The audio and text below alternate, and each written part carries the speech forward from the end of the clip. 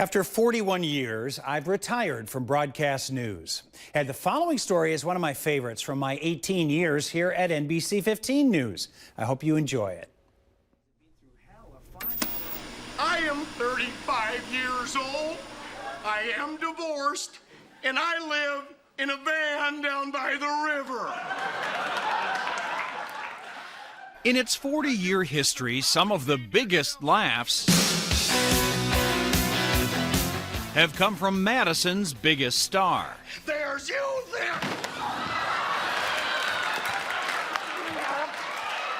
Whoops-a-daisy. He was himself. What you saw was Chris Farley. I don't believe he was acting. Born in Madison in 1964, Chris was a cut-up practically from day one. He just wanted to make people laugh. He did anything for it. It was going to be an interesting ride with Chris, but we all thought, like, what is this guy going to do in life? You know, what's he going to do? With Chris Farley. What this Madison native did in 1990 after a successful comedy start in Chicago has become one of the most popular cast members in SNL's 40-year history. And he had a very close relationship with Lorne Michaels.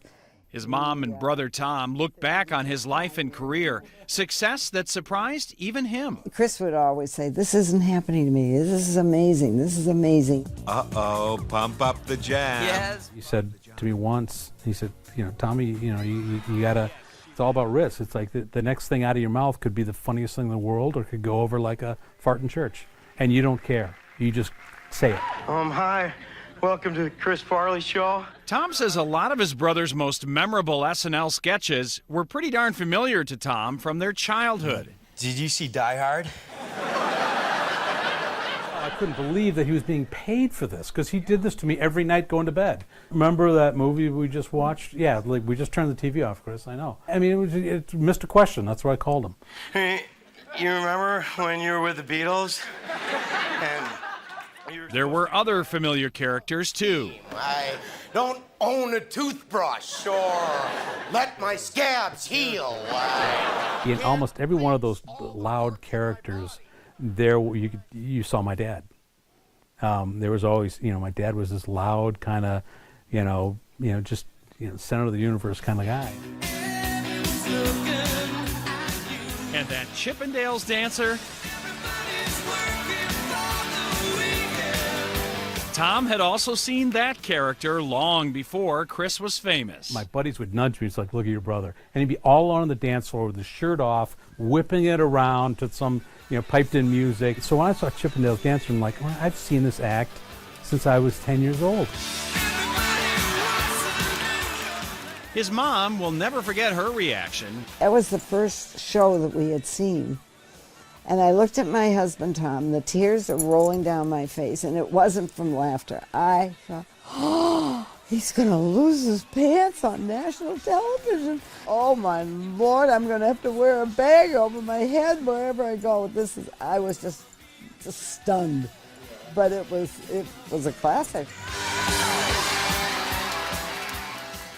I love Madison. I love Madison Theater. But there was something they both cherished even more than seeing Chris succeed on TV. When Chris was back home in Madison, getting Chris back to Madison and going to a Badger game or, just going, downtown, that's what I miss the most, is when we were all home here. He loved Wisconsin. He loved coming home. His Midwestern upbringing, that foundation of a fun-loving family, was a big part of Chris Farley's success. He was so good with people. I mean, you walk in a room, he was like a lantern on the back porch with moths just would come to it. Sadly, after a long battle with addiction, in 1997, at the age of 33, Chris died of a drug overdose. Today, February 15th, would have been his 51st birthday. Unfortunately, he didn't come through, but he tried. He tried very hard. I think about him all the time. He's always there. He's always part of life. Nearly 18 years after his death, Chris Farley is still bringing laughter to people's lives. What do you miss most about Chris? everything. Everything. He was special. Yeah, he really was. He brought a lot of joy, and a lot of sorrow, and a lot of tears, but mostly joy. That's what children do, don't they?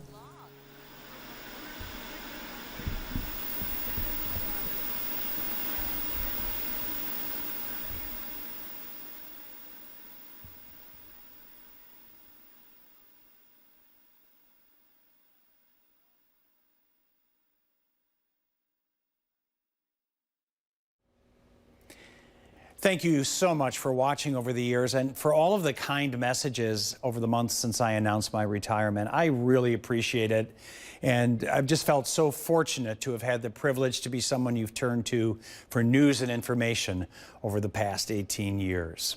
And if you'd like to see more of my favorite stories from my time here at NBC 15, just click on the playlist. Thanks so much for watching.